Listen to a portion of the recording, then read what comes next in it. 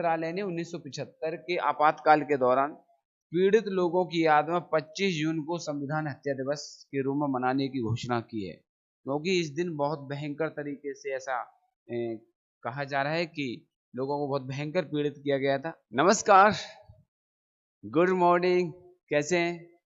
आशा करता हूं कि कुशल मंगल आनंद में हों। चलेगा, आज हम 15 जुलाई से संबंधित कुछ फैक्ट पढ़ते हैं करंट अफेयर्स के।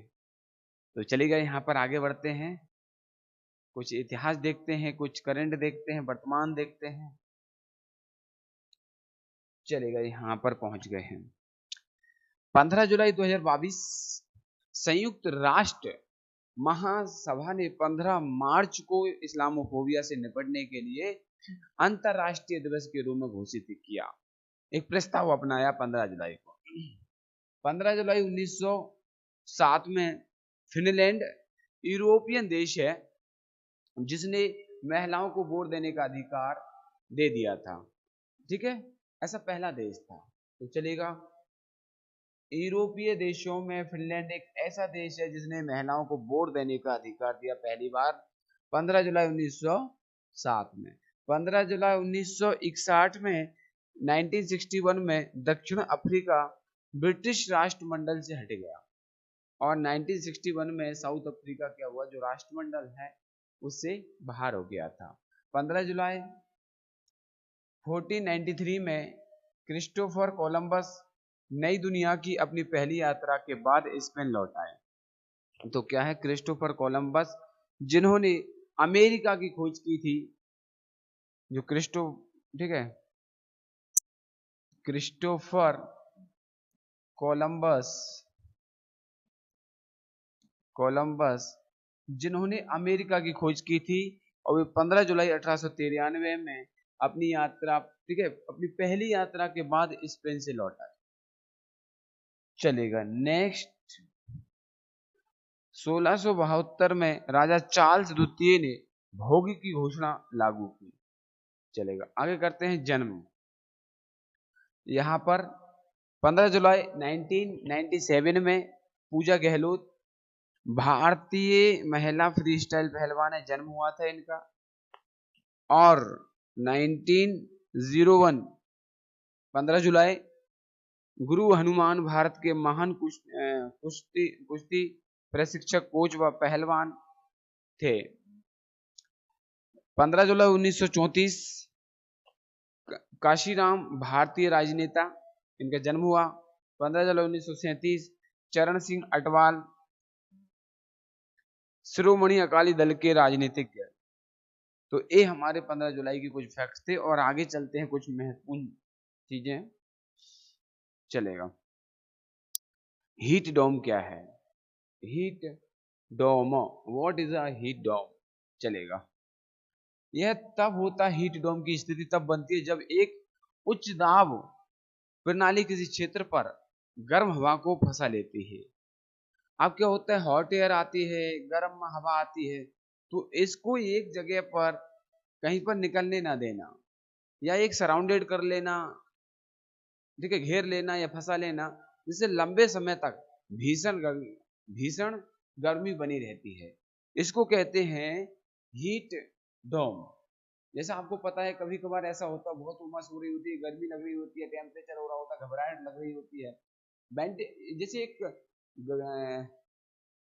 समर वेकेशन में, गर्मी के सीजन में, और सिंगल फ्लोर कोई बिल्डिंग हो, उसका छत खुला हो, जैसे मतलब नॉर्मल हो, उस पर धूप आ रही हो, बहुत भयंकर हॉट हो जाता है, और फिर वेंटिलेशन ना हो एक रूम के अंदर। तो जिस तरह से वेंटिलेशन ना हो और फैन वगैरह नहीं चल रहा हो, एसी वगैरह नहीं चल रही हो, तो जिसमें जो उमस होगी, गर्म हवा होगी, उसको बंद कर लिया जाएगा, रोक लिया जाएगा। इसी को क्या कहते हैं, हीट डोम कहा जाता है। निर्माण, महासागर तापमान परिवर्तन, जो महासागरों में तापमान परिवर्तन होता है उसके कारण यह स्थिति बनती है। मजबूत तापमान ढाल के कारण गर्म हवा ऊपर उठती है, ढाल होता है तो गर्म हवा ऊपर उठती है और जेट स्ट्रीम इसे फंसा लेती हैं और इसे भूमि पर ले जाती हैं, और यही कारण है क्या हो जाता है, हीट डोम की स्थिति बन जाती है। उमस होती है, गर्मी लगती है, घबराहट होती है। उच्च वायुमंडलीय दाब के कारण होता है। उच्च दबाव गर्म हवा को नीचे की ओर धकेलता है। उच्च दबाव गर्म हवा को नीचे की ओर धकेलता है, जिससे हवा और बादल कम हो जाते हैं। और हवा और बादल क्या हो जाते हैं, कम हो जाते हैं, जिससे गर्मी की लहरें लंबे समय तक बनी रहती हैं, और जिसको हम उमस कहते हैं, आज गर्मी ज्यादा है, इस तरह की चीजें कहा जाता है heat dome. What is the heat dome? First, dry hot air rises into the atmosphere. जैसे ही जो ड्राई हॉट एयर होती है, ड्राई मतलब वो सूखी, नमी वाली हवा नहीं होती है, नमी फ्री होती है, ठीक है, चलेगा। Rises into the atmosphere. फिर क्या होता है, सेकंड कंडीशन में होता है high pressure pushes warm air down.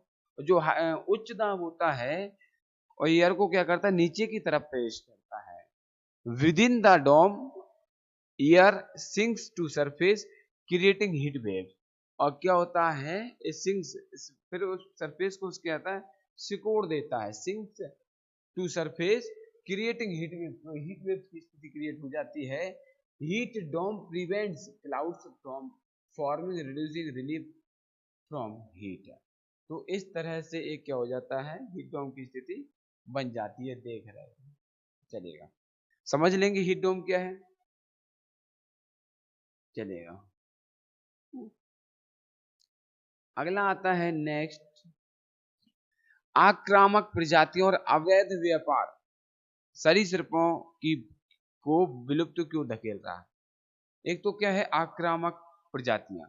कुछ प्रजातियां ऐसी होती हैं जो अटैक कर देती हैं या किसी को काट लेती हैं, तो जिससे उनकी डेथ हो जाए, मौत हो जाए, इस तरह की चीजें होती हैं, और उनसे डर भी रहता है। लेकिन कुछ व्यापारी इन सरीसृपों को विलुप्त की ओर ले जा रहे हैं, क्योंकि शिकार कर लेते हैं, तो इसकी संख्या कम होती जा रही है। नवीनतम IUCN रेड लिस्ट अपडेट के अनुसार इबीजा दीवार छिपकली को लुप्त प्राय के रूप में पुनर्वर्गीकृत किया गया है।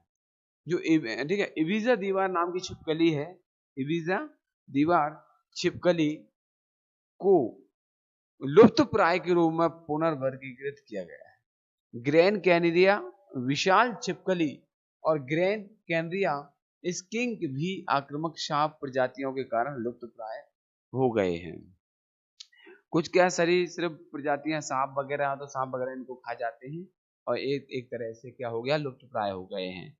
अवैध व्यापार, जलवायु परिवर्तन के कारण कोपिया पोआ कैक्टी की 82% प्रजातियां गंभीर रूप से लुप्त प्राय हैं, जो 2013 में 55% थी। इसने ऐसी घटनाओं को रोकने के लिए अंतर्राष्ट्रीय सहयोग की आवश्यकता पर प्रकाश डाला है, कि अंतर्राष्ट्रीय स्तर पर इनके बचाव के लिए और इनको सुरक्षित करने रखने के लिए, और ये लुप्त प्राय ना हो, इस पर ध्यान दिया है। द रेड लिस्ट, ठीक है, कैटेगरीज एक्सटिंक्ट और लीस्ट कंसर्न। तो ये लिस्ट है, आप देख लेना, ठीक है, चलेगा। कंटिन्यू चलते हैं हम आगे। अब आता 25 जून को मनाया जाएगा संविधान हत्या दिवस। ये अपने आप में बहुत बड़ी घटना है और बहुत बड़ा शब्दावली है। इसकी व्याख्या तो कभी एक क्लास लेंगे, पूरा लेक्चर लेंगे, उसमें दी जाएगी।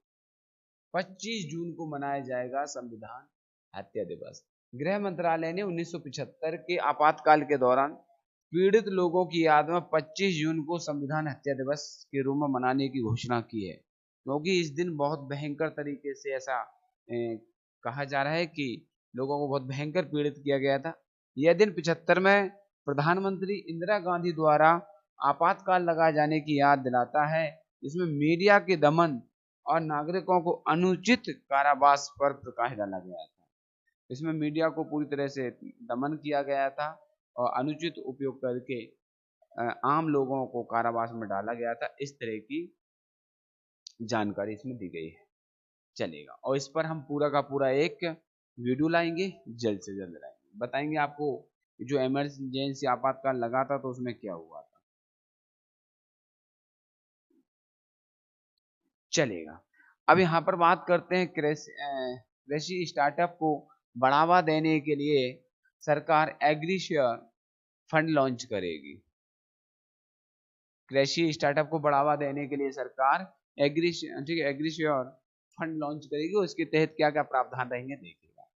सरकार जल्द ही स्टार्टअप और ठीक है कृषि उद्यमियों को सहायता देने के लिए स्टार्टअप और ग्रामीण उद्यमियों के लिए कृषि कोष एग्रीश्योर फंड स्थापित करेगी, शुरू करेगी और 750 करोड़ रुपए की श्रेणी सेकेंड वैकल्पिक निवेश कोष की स्थापना की जाएगी।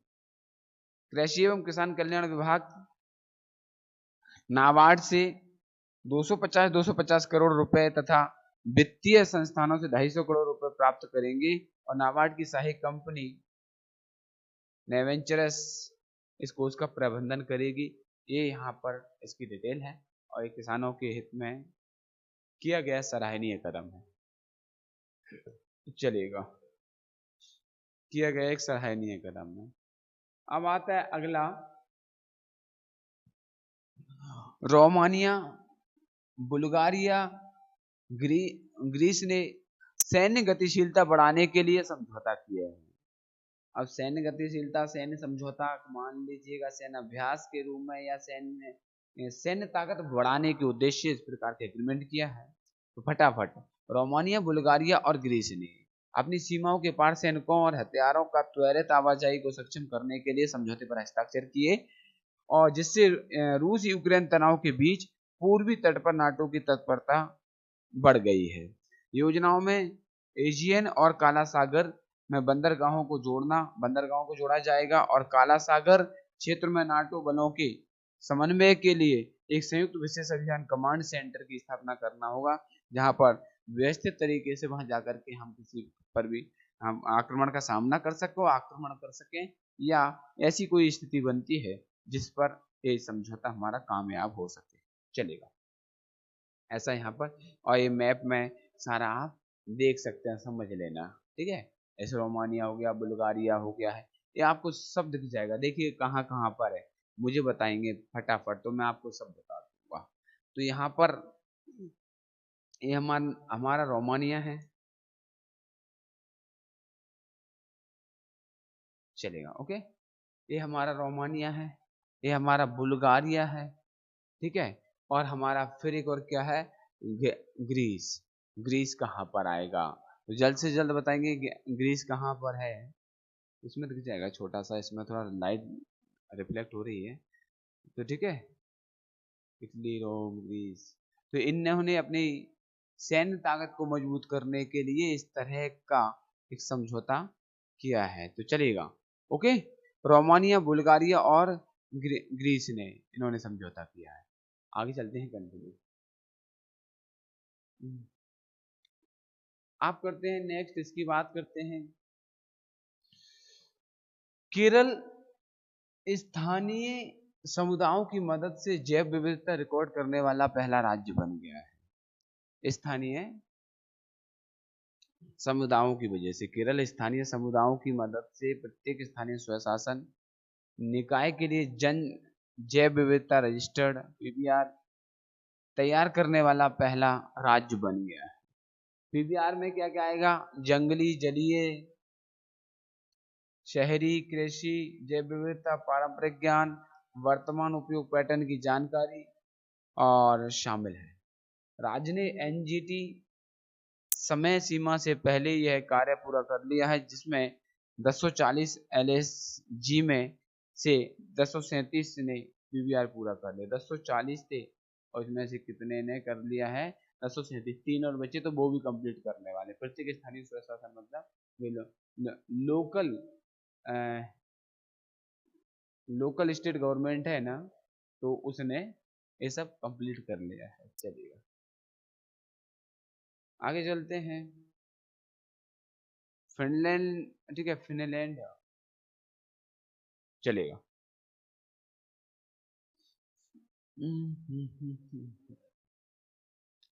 फिनलैंड ने रूस से आने वाले शरणार्थियों पर रोक लगाने के लिए कानून पारित कर दिया। फिनलैंड ने बोल दिया भैया रूस से कोई भी आएगा शरणार्थी हो कोई भी हो हम उससे एंट्री नहीं देंगे, रोक लगा दी जाएगी। इस तरह का फरमान जारी किया है। फिनलैंड की संसद ने 167 मतों के साथ रूस से आने वाले शरणार्थियों को रोकने के लिए सीमा रक्षकों को सशक्त बनाने वाले कानून को मंजूरी दे दी है, जो 200 सीटों वाली संसद में न्यूनतम आवश्यक है। प्रधानमंत्री पेटेरी ऑर्पो, वहां के प्रधानमंत्री कौन है? पेटेरी ऑर्पो, नोट कर लेना, ठीक है। प्रधानमंत्री पेटेरी ऑर्पो की दक्षिणपंथी सरकार ने दावा किया है कि यह कानून राष्ट्रीय सुरक्षा के लिए और रूस द्वारा कथित रूप से हथियार बंद भविष्य के प्रवास को रोकने के लिए महत्वपूर्ण है, क्योंकि शरणार्थी आएंगे, ऐसा इनका कहना है कि रूस हो सकता है शरणार्थी के रूप में भी ऐसा कुछ कर सकता है, हथियार वगैरह भेज सकता है, या ऐसा कुछ हो सकता है, तस्करी वगैरह हो सकती है। इसलिए इन्होंने स्पष्ट रूप से युद्ध चल रहा है यूक्रेन और रूस का, उस चीज से बचने के लिए इन्होंने इस प्रकार का, हाँ। और फिनलैंड की जो कैपिटल है वो कौन सी है? ठीक है, हेल्सिंकी। और आधिकारिक भाषाएं हैं फिनिश और स्वीडिश, ये इनकी, ठीक है, औपचारिक लैंग्वेजेस है, भाषाएं हैं फिनिश और स्वीडिश। चलेगा, ये अपना फिनलैंड है और रसिया से लगा हुआ है, तो इन्हें डायरेक्ट है, और इसकी कैपिटल है, ठीक है, हेल्सिंकी। और स्वीडन इधर आ जाता है, नॉर्वे आ जाता है। चलेगा, आगे चलते हैं। हाँ, एक काम की जानकारी है। आरबीआई रिपोर्ट के अनुसार FY14 और FY23 के बीच भारत में 125 मिलियन नौकरियां पैदा हुई हैं। 125 मिलियन नौकरियां पैदा हुई हैं, लेकिन अभी तक हमको तो पता नहीं। चलेगा, फिर भी ये कह रहे हैं तो बात करते हैं क्या है। भारत ने वित्त वर्ष फाइनेंशियल ईयर 14 और फाइनेंशियल ईयर 14 और वित्त वर्ष 23 के बीच 125 मिलियन नौकरियां पैदा की हैं, जो कि पिछले दशक वित्त वर्ष 2004 और वित्त वर्ष 2014 में बनाई गई 29 मिलियन नौकरियों से 4.3 गुना अधिक है।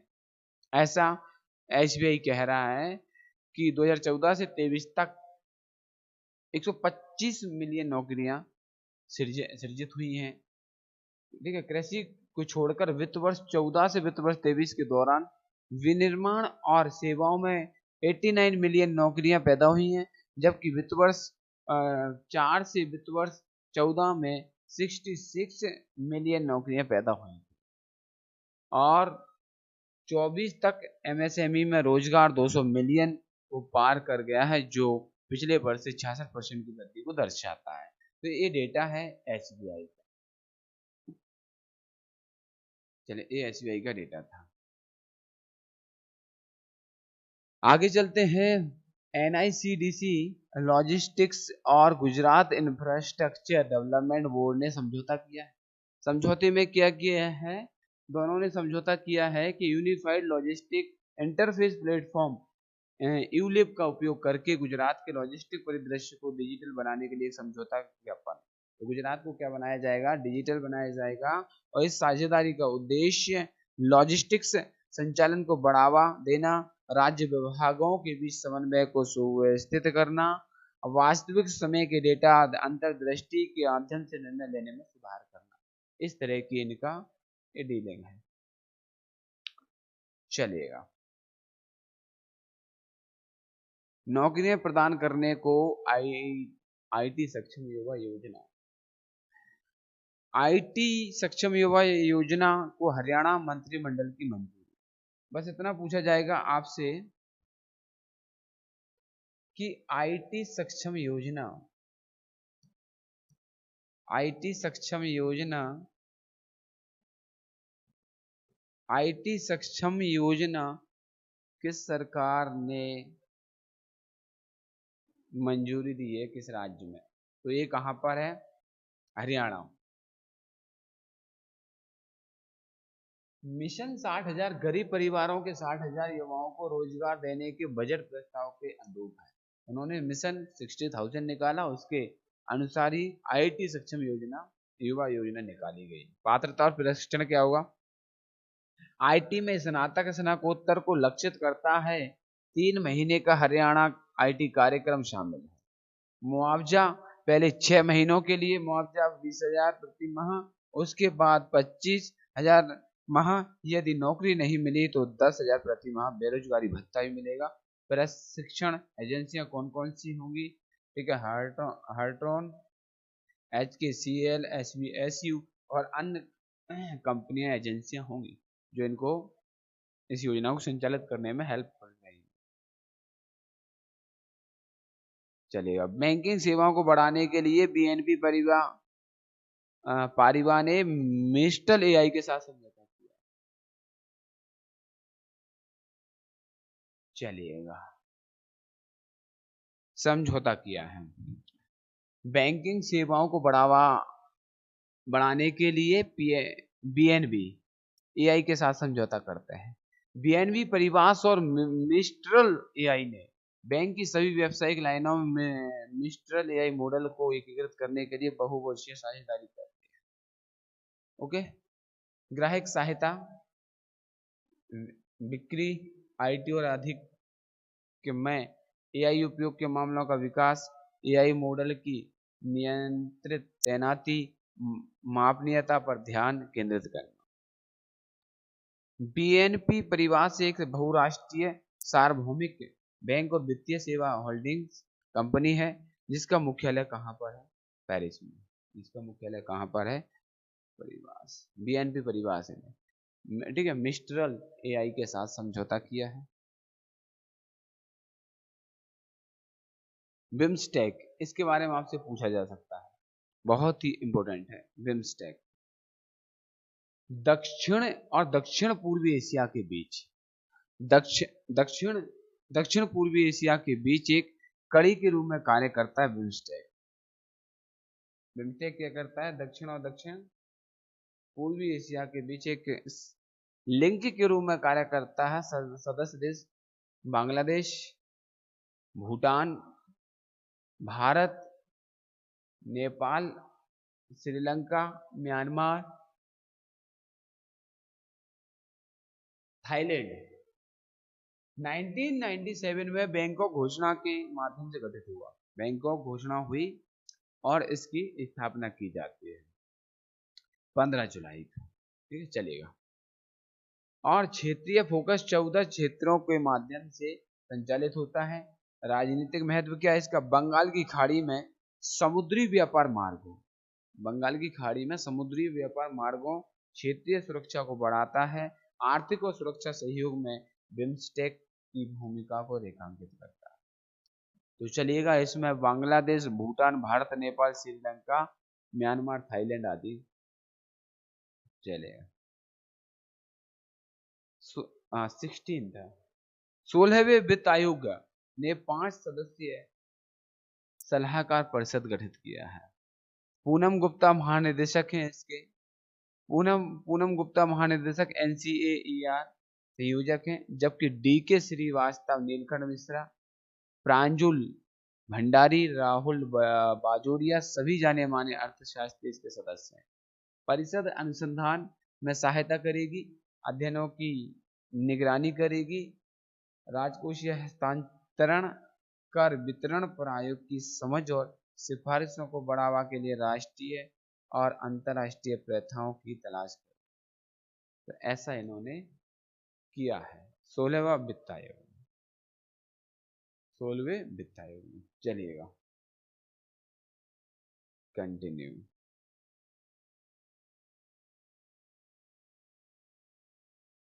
अब आते हैं यहां पर। ठीक है, भारत की SDG चलेगा, सस्टेनेबल डेवलपमेंट गोल्स क्या है? प्रगति में तेजी। सस्टेनेबल डेवलपमेंट गोल्स भारत सूचकांक 23-24 जारी क्या होता देखना।